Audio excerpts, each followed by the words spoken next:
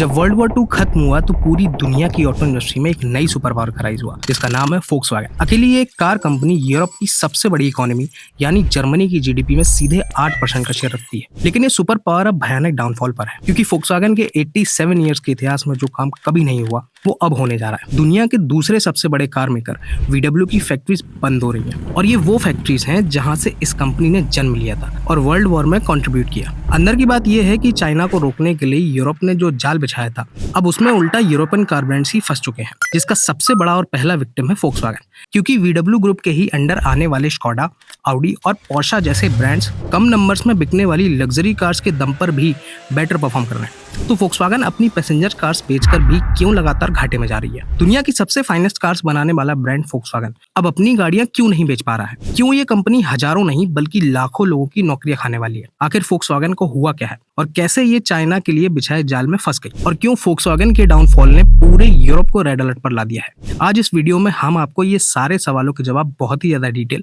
और आसान करके समझाने वाले हैं। सबसे पहले तो ये जानिए कि फोक्सवैगन ग्रुप कितना बड़ा है। वर्ल्ड वॉर 2 से ठीक 2 साल पहले 1937 में जिस फोक्सवैगन की नींव रखी गई थी वो आज सेल्स और मार्केट शेयर के मामले में दुनिया का सेकंड लार्जेस्ट कार मेकर है।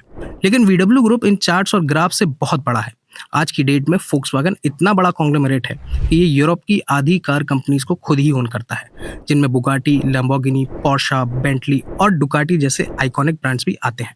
दुनिया के 140 देशों में मौजूद VW के पास 114 से ज्यादा प्रोडक्शन फैसिलिटीज हैं और ग्लोबली करीब 7 लाख लोग इसके अंडर काम करते हैं और अभी इस ग्रुप का मार्केट कैप $47.18 बिलियन का है। फोक्सवैगन ग्रुप इतना बड़ा है कि इसे काबू में रखने के लिए खुद वहां की लोकल गवर्नमेंट भी इस कंपनी में सेकंड लार्जेस्ट शेयर रखती है और 20% वोटिंग राइट्स भी।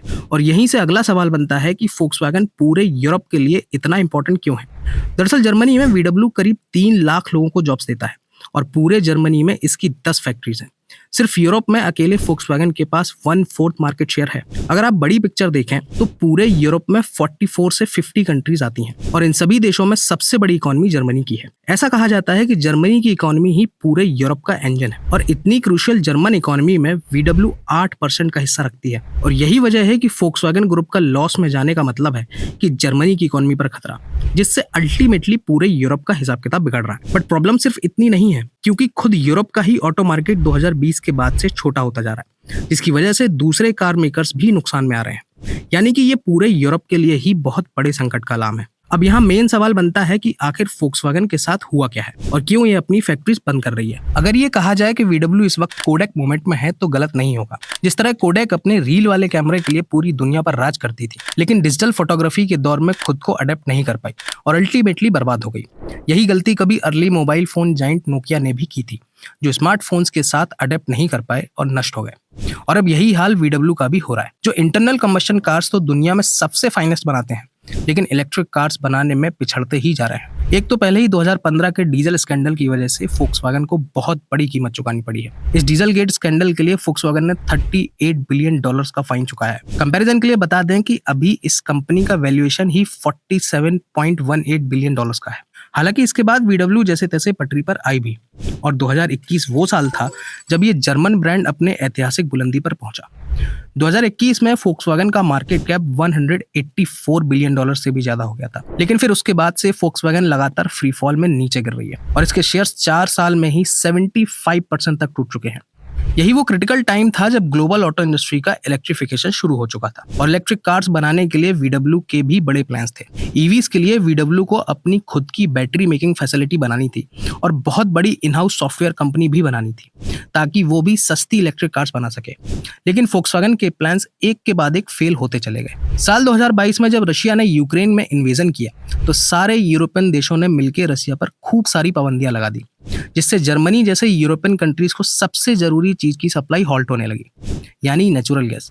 वॉर से पहले तक यूरोपियन देशों को ऑयल एंड नेचुरल गैस की 90% डिमांड रशिया ही पूरी करता था और इस नेचुरल गैस से इन कंट्रीज को अपनी इंडस्ट्रियल और डोमेस्टिक एनर्जी मिलती है। जिससे हुआ ये कि फोक्सवैगन को यूरोप में कार मैन्युफैक्चर करना बहुत ही महंगा पड़ने लगा। ऊपर से यूरोप के वर्कर्स की सैलरी भी बहुत हाई होती है, इसलिए सस्ती इलेक्ट्रिक कार्स बनाने के लिए फोक्सवैगन ने रुख किया चाइना का। हालांकि चाइना में VW 1980 से ही मौजूद है और चाइना फोक्सवैगन के लिए पहले से ही बहुत ही क्रूशियल मार्केट रहा है। ये तो सब जानते हैं कि चाइना दुनिया का सबसे बड़ा ऑटो मार्केट है, लेकिन इस लार्जेस्ट मार्केट में साल 2020 में फोक्सवैगन का मार्केट शेयर 19% तक पहुंच चुका था। इसका मतलब ये हुआ कि फोक्सवैगन की टोटल सेल्स का 50% सिर्फ और सिर्फ चाइना से ही आ रहा था। यही वजह है कि फिर फोक्सवैगन चाइना पर पूरी तरह से डिपेंडेंट होती चली गई, क्योंकि वहां टैरिफ्स और लेबर यूरोप के मुकाबले सस्ती है। लेकिन अब खुद चाइना की ही इलेक्ट्रिक कार्स पूरी दुनिया का मार्केट शेयर बहुत तेजी से खा रही हैं, जिसे काबू में करने के लिए यूरोपियन यूनियन ने सभी मेड इन चाइना कार्स पर भारी टैरिफ्स लगा दिए। यानी कि ये टैरिफ्स चाइना में बन रही फोक्सवैगन कार्स पर भी लागू होने लगे।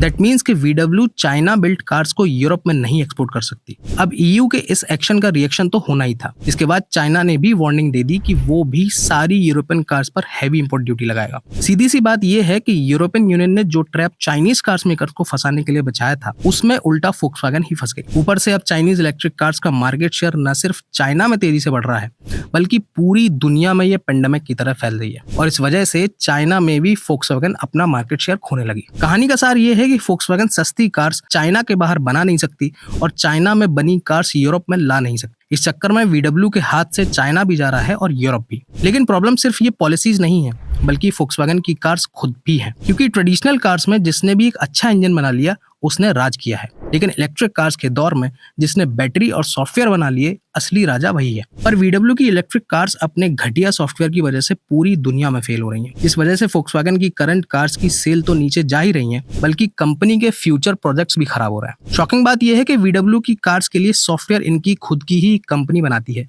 जिसका नाम है कैरिएड। और अभी कुछ दिन पहले ही ये कंपनी एक मेजर डेटा लीक में फंसी है, जिसमें करीब 8 लाख EV ओनर्स का डेटा था, जो महीनों से ऑनलाइन लीक्ड पड़ा हुआ था। अब आप सोच सकते हैं कि VW की सॉफ्टवेयर कंपनी जिससे यूजर्स का डेटा नहीं प्रोटेक्ट हो रहा, वो EVs के लिए हाईली कॉम्प्लिकेटेड सॉफ्टवेयर कैसे बना रही होगी। अब इसी चक्कर में फोक्सवैगन ने एक चाइनीज EV स्टार्टअप एक्सपेंग और एक अमेरिकन इलेक्ट्रिक स्टार्टअप रिवियन के साथ हाथ मिलाया है। एक्सपेंग में $700 मिलियन और रिवियन में $5 बिलियन का इन्वेस्टमेंट करने वाली है, ताकि VW को अपनी इलेक्ट्रिक कार्स के लिए ढंग के सॉफ्टवेयर मिल सके। मगर ये जॉइंट वेंचर भी बहुत प्रॉमिसिंग नहीं लगता, क्योंकि रिवियन और एक्सपेंग खुद भी मिलियंस ऑफ डॉलर्स के लॉस में चल रही है। इसलिए VW ग्रुप ने इस क्राइसिस से निपटने के लिए अनाउंस किया है कि ये जर्मनी में अपने 3 मेजर फैक्ट्रीज को बंद करने वाली है और हजारों वर्कर्स का ले ऑफ करेगी और बाकी के वर्कर्स की सैलरी में 10% तक की कटौती करेगी। और इस प्लान में वोल्क्सवैगन की हिस्टोरिक फैक्ट्री भी शामिल है, जहां से फोक्सवैगन की नींव पड़ी थी। कंपनी का टारगेट है कि ऐसा करके वो 2026 तक 10 बिलियन यूरोस की कॉस्ट कटिंग कर पाएंगे। अपनी 87 ईयर्स की हिस्ट्री में कभी VW ने फैक्ट्री बंद नहीं की है। ऑल्दो 1988 में पेंसिल्वेनिया में इसने एक प्लांट बंद किया था, लेकिन अब ये ना सिर्फ अपनी हिस्टोरिक फैक्ट्रीज को बंद कर रही है, बल्कि 30 साल पुराना प्रॉमिस भी तोड़कर ले ऑफ करने जा रही है। तो अब आगे फोक्सवैगन का क्या होगा? अभी फिलहाल के लिए तो VW ने जैसे तैसे ये फैक्ट्रीज बंद करने का फैसला टाला है, मगर हजारों लोगों का ले ऑफ तो फिर भी करेगी, पर तुरंत नहीं, बल्कि धीरे धीरे। मेरा मानना है कि अकेले VW इस क्राइसिस से ले ऑफ करके या फैक्ट्रीज बंद करके नहीं निकल पाएगा, बल्कि इसके लिए वही स्ट्रेटजी यूज करनी पड़ेगी जो चाइना ने की है। यानी सारे यूरोपियन देशों की सरकारों को आगे आके इन कार कंपनीज को पिनलाइज करने के बजाय इंसेंटिवाइज करना हो, और इसके साथ ही अब सारे यूरोपियन कार मेकर्स को भी एक दूसरे की मदद के लिए हाथ बढ़ाना होगा, जो चीज ऑलरेडी जापानीज कार मेकर्स करने भी लगे हैं, क्योंकि होंडा ने अब अपने दूसरे जापानीज कार ब्रांड्स निसान और मित्सुबिशी को बचाने के लिए हाथ मिला लिए हैं, क्योंकि जापानीज कार मेकर्स भी EVs बनाने में पिछड़ ही रहे हैं। आपका फोक्सवैगन की क्राइसिस को लेकर क्या मानना है, ये कमेंट्स में जरूर बताना, और वीडियो अगर इन्फॉर्मेटिव लगी हो तो इसे प्लीज लाइक करना और चैनल को भी सब्सक्राइब कर सकते हैं।